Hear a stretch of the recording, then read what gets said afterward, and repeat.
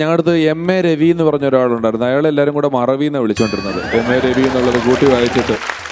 അതുപോലെ ഡ്രംസ് വായിക്കുന്ന ജിനോ എന്ന് പറഞ്ഞൊരുത്തനുണ്ടായിരുന്നു. ഇപ്പോഴും വലിയ പോപ്പുലർ ആയിട്ട് ഡ്രംസ് വായിക്കുന്ന ജിനോ അയാളുടെ ഓമിനി വാൻ മേടിച്ചിട്ട് അതിൻ്റെ പുറകിൽ ഡ്രമ്മർ എന്ന് എഴുതി വെച്ചു. DR അങ്ങനെ എല്ലാം സ്പേസ് ഇട്ട് അവസാനം ഒരാൾ വന്നിട്ട് അനൗൺസ്മെന്റ് കുറച്ച് കഴിഞ്ഞ് ഉത്സവപ്പറമ്പിൽ സ്റ്റേജിന്റെ സൈഡിൽ പാർക്ക് ചെയ്തിരിക്കുന്ന ഡോക്ടർ ഉമ്മർ എന്നെഴുതിയ വണ്ടി അവിടെ നിന്ന് മാറ്റണമെന്ന്.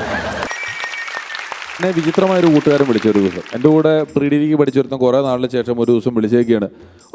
ചേട്ടൻ നീ എവിടെ ഉണ്ട്? ഞാൻ പറഞ്ഞു ഞാൻ തൃപ്പൂണിത്തറ നിൽക്കുക. പെട്ടെന്നൊന്ന് കലൂര് വരെ വരാൻ പറ്റുമോ? ഞാൻ ചോദിച്ചു കലൂര് വരെയോ? ഒന്ന് വാ, നീ ഒന്ന് വാ, ഒരു കാര്യമുണ്ട്. ഞാൻ ചോദിച്ചു എന്താ? എൻ്റെ കല്യാണം വിളിക്കാനാന്ന്.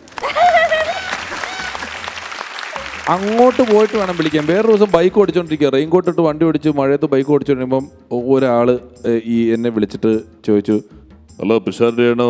ഞാൻ പറഞ്ഞു അതെ, ഒരു വർക്കിൻ്റെ കാര്യം പറയാനാണ്.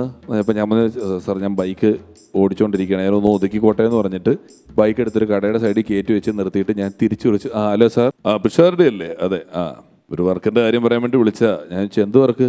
അല്ല എന്തെങ്കിലുമൊക്കെ വർക്കുണ്ടെങ്കിൽ പറയണം, ഞാൻ അത്യാവശ്യം നന്നായിട്ടൊക്കെ ചെയ്യുമെന്ന്. പണ്ട് ഈ വൈക്കത്തുനിന്ന് തവണക്കടവിൽ അപ്പുറത്തോട്ട് ജങ്കാർ സർവീസാണ് ഉള്ളത്. ജങ്കാറിന് പോകണം. അപ്പോൾ ജങ്കാറിന് പോണ സമയത്ത് എങ്ങനെയാണെന്ന് വെച്ച് കഴിഞ്ഞാൽ ഈ ജങ്കാറിലെ കിളികളുമൊക്കെ ആയിട്ട് ചെറിയ ചില പരിചയമുള്ള ആൾക്കാരുണ്ട്.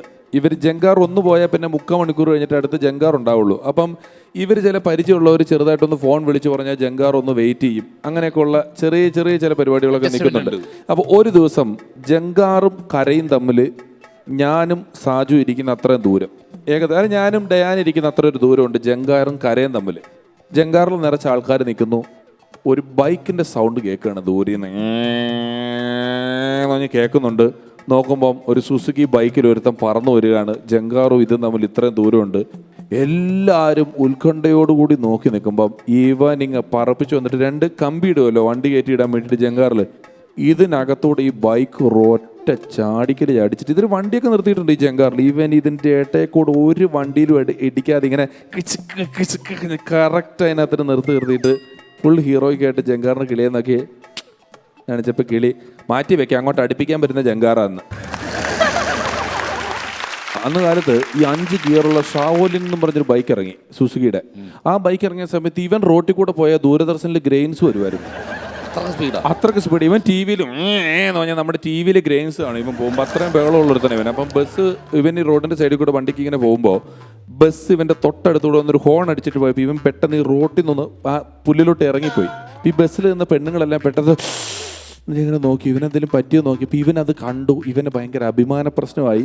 ബസ് പോവുകയാണ്. ഇവൻ പൂട്ടനെ തന്നെ 2 ഗിയർ എന്ന് തട്ടിയിട്ട് ഇങ്ങനെ ബസ്സിൻ്റെ പുറകെ വരികയാണ്. ബസ്സിലുള്ള പെണ്ണുങ്ങളെല്ലാം നോക്കുന്നു. ഇവൻ ഇങ്ങനെ ബസ്സിൻ്റെ സൈഡിൽ കൂടെ കയറ്റി ബസ്സിൻ്റെ മുന്നിൽ കൊണ്ട് നിർത്തിയിട്ട് ഡ്രൈവറെ ചീത്ത പറയാൻ നോക്കുമ്പോഴത്തേക്ക് ഡ്രൈവർക്ക് ബ്രേക്ക് കിട്ടിയില്ല. ഒറ്റയിടി 6 മാസം ആശുപത്രിയിൽ. ദൈവം അവനൊരു ചാൻസ് കൊടുത്തതാ, ഒരു കാര്യമില്ലാണ്ട് മുന്നിൽ പോയിട്ട് ഇടിമേടിച്ചിട്ട്. അങ്ങനെ വണ്ടി ഓടിക്കുന്ന കുറേ പിള്ളേരുണ്ട്. ഇപ്പം നമ്മുടെ വീടിൻ്റെ അടുത്തൊരു പയ്യൻ ഈ ബൈക്ക് മൂളിച്ചു കൊണ്ടിട്ടേ സ്ലാബിന്റെ മൂലയിൽ നെഞ്ച് കറങ്ങിപ്പോ ഒറ്റ ഇടിച്ചിട്ട് മറ്റവൻ എടുത്തിട്ട് പൊങ്ങണില്ല. ആരെ കൂടി എടുത്ത് പൊക്കി പുറത്ത് കിടക്കിയവൻ വണ്ടി സ്റ്റാർട്ട് ചെയ്ത് സ്കൂളിന്റെ വാതിക്കൽ +2 വിട്ടേക്കണം. പുറകെ ഇടി കൊണ്ടെടുക്കാൻ പറയും വെച്ച് പൊളി എളിയാന്ന്. ഇത്ര മേടായിട്ട് കിടക്കണം പറയും വെച്ച് പൊളി എളിയാന്ന്.